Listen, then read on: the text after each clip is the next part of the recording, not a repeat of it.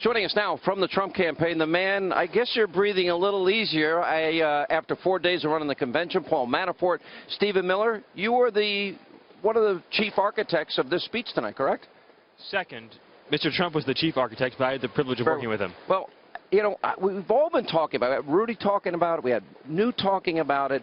And I think three things were done here. And Frank Luntz pointed out, by the way, not one person in that undecided focus group that he started with at the beginning of the week, nobody now will vote for Hillary. And Donald Trump picked up a lot of people. I'm sure that'll make you happy. But one is that the prosecution of Hillary Clinton was made here and made in a very powerful way. Second, the country has not been told the truth. We face enormous problems. It's not going to get solved by the typical politician or somebody like Hillary who is corrupt and has been there and has failed. And fourth, here's our vision. Here's your choice. Is that what you wanted to achieve? Did I analyze that right? Or? Well, I think that this convention, on the point that you first made, has succeeded in totally disqualifying Hillary Clinton on every level. Morally, financially, economically, foreign policy-wise, she's been disqualified on every single possible level. No person who's heard these facts could ever support her. The other thing the speech did tonight, though, is it said, I'm going to tell you for the first time in your lives, you're going to hear from a politician the honest truth about what's happening in our country. And then he said, here's what I'm going to do about it. And by the way, things are not good when 95 million Americans are out of the labor force and tens of millions more in poverty on food stamps than were 8 years ago. And notice what he said. These are the facts that have been edited out of your nightly news and your morning newspaper. That was a great line. You don't pick up your... I wish I had it. I wish I stole it. Can I steal it? Go ahead. Yes. You don't pick up a copy of the New York Times in the morning and read about the fact that 95 million Americans are outside the labor force or that 43 million Americans are on food stamps. You don't read about the fact that for young African Americans, that the percentage that are not working is 58%. You don't read about any of these things. So he said, this is what's happening in your country. These are the people silently suffering in your country, and here's what I'm going to do to turn it around. And Paul Manafort, you're the campaign manager. I'm sure by tonight you're breathing a sigh of relief. A lot of pressure on a campaign manager's shoulders heading into a campaign. Things went well according to your standards, I'm sure. Yes, we're very pleased. I mean, when we started this week, our goal was to make the point of 3 points, really. Stephen just alluded to one of them. We would make the point of the state of the country today. We wanted to talk about the fact that this is a change election and that the stakes of the election are very clear-cut, and we wanted to define those. And then we wanted to present Mr. Trump's vision for America and how, in that change election, he was going to be providing solutions that are credible for not just a portion of America, but for the whole country. You know, especially on Hillary, I mean, there was one line I kept reading over and over again about how corrupt and how she failed in every way and people have died, etc. But he went down every single state and country and the condition before and after Hillary, and it's a pretty abysmal record that she had, and I think that's what Frank Luntz's focus group was saying. That case was prosecuted so well that people that came in undecided, not one person supports her at the end of this process. I mean, arguably, she's the least successful Secretary of State in the history of the United States. And if you look at the facts, you just look at the world pre-Hillary and post-Hillary, you have to ask yourself, my God, if she could cause that much damage as Secretary of State, what will happen to this world if she were ever to be president? The line that I was referring to, the legacy of Hillary Clinton, death, destruction, terrorism, and weakness. Pretty powerful words. In 25 years, she's been a part of the system. Yeah. So that, you know, in a year when change is what the American people want, she's not going to be able to provide that answer. I mean, that's her problem. One of the things that I think has really emerged this week, and it'd be interesting to see what stars that the Democrats try to match just with the Trump kids. Tiffany, Don Jr., Eric, Ivanka tonight, they played a very powerful role at this convention. When we put this convention together, Mr. Trump said one thing. He said, look, I know there's a role for the people who are the office holders in our party in the convention, but that's not the kind of convention I wanted this to be. I want it to be much broader than that. I want to have, you know, one, people who know me, therefore the family. And therefore people who had worked with him and for him, but were not part of politics.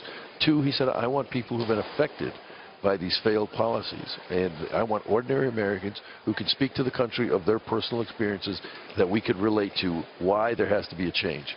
And the program we put together over these 4 days provided that messaging, and we feel very successfully communicated. Are you hoping for a big campaign post-convention bounce?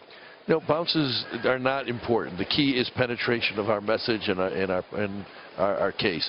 I think we did that. It may take a little while for us to see that develop in the polls, but we were doing well before we got here. I mean, the American people understand and are still upset about that FBI investigation. 57% thought she should be indicted. Right. And so, from our standpoint, we think it's the goal line is in November.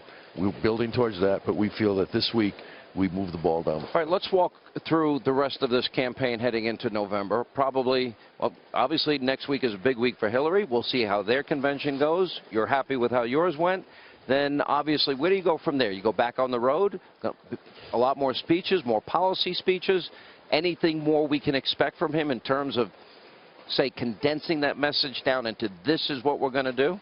Well, first of all, we're not waiting until after the Democratic convention. We're going to be out on the campaign trail on Monday. All week?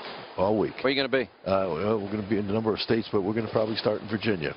And we're going to... Last poll I saw in Virginia was dead even. I think we're a little ahead there now. Oh, you do? Okay. But that's not the point. The point is we're going to Virginia because we want to go into the area that, is the backyard of Washington, and we want to start communicating a message of gridlock, which we think will resonate there. But we're not stopping because the Democratic convention is going on. To your question of what kinds of things are we going to be doing, Stephen and Mr. Trump have been working on a number of policy speeches. We had to postpone a few speeches that were set to be given on because of the events. Yeah. So we'll be providing more policy speeches, more understanding of what Mr. Trump's vision is, and we'll be doing more town hall meetings and also some rallies as well. And I hope the Hannity program. That's very important. Always. Two things I asked you on Sunday before the convention began. One is, will Mr. Trump announce other top prominent people that would be in his cabinet maybe before the election? It's certainly possible, but that decision hasn't been made yet. Would he condense down his promises to America into 10 or 12 items? There will be we're still developing out in the policy speeches that I was just referring to his vision, and as those speeches are given, we'll then, as we look at September, probably be putting together something that is easily understood. Walk us through the process of writing and putting together a speech that went on well over an hour in front of a crowd of tens of millions of people. Easy do, right? Simple task.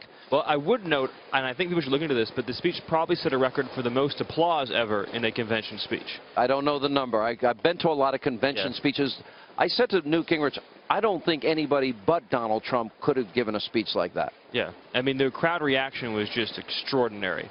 Well, the thing that people have to understand about Mr. Trump is that Mr. Trump is extremely involved, unlike other candidates, unlike other campaigns, in every single level of the speech writing process, and puts enormous time and energy into writing, discussing, sharing, going over it. The level of involvement is really extraordinary. It's his vision, it's his words, it's his ideas for the country. It comes from his is that the process? He sits down, you sit down with him, and you just start sculpting, and he starts laying out which way he wants it to go. And he'll read. Because I can tell you, because I know there are candidates that don't spend hardly any time on a speech. So I think the main thing I want to convey to America tonight on your program is that unlike normal campaigns, where a candidate gets handed a fully finished product at the very end and just said, here it is. Practice. Right. Yeah. He's involved from the point of the blank screen to the very end at every single level, and works on it scrupulously. Yeah. And this speech today reflected his vision for America. And it's very different from what's happening right now, right? So, in a lot of ways. All right, so did the kids come to you as a smart speechwriter? Did they ask for help? It's amazing, honestly, the kids in this family. They are so extraordinarily talented. And the amount of energy they put into writing their own speeches, it's so impressive on so many levels. They wrote their own speeches, and they came from the heart. You know, the Frank Luntz focus group, the night that Don Jr. gave his speech, everybody said they wanted him to run too. So they got a really good reaction. Listen, guys, good 4 days for you. Congratulations. Thank you, Sean. Steve, good to see you. We appreciate it. Thank you very much. Thanks.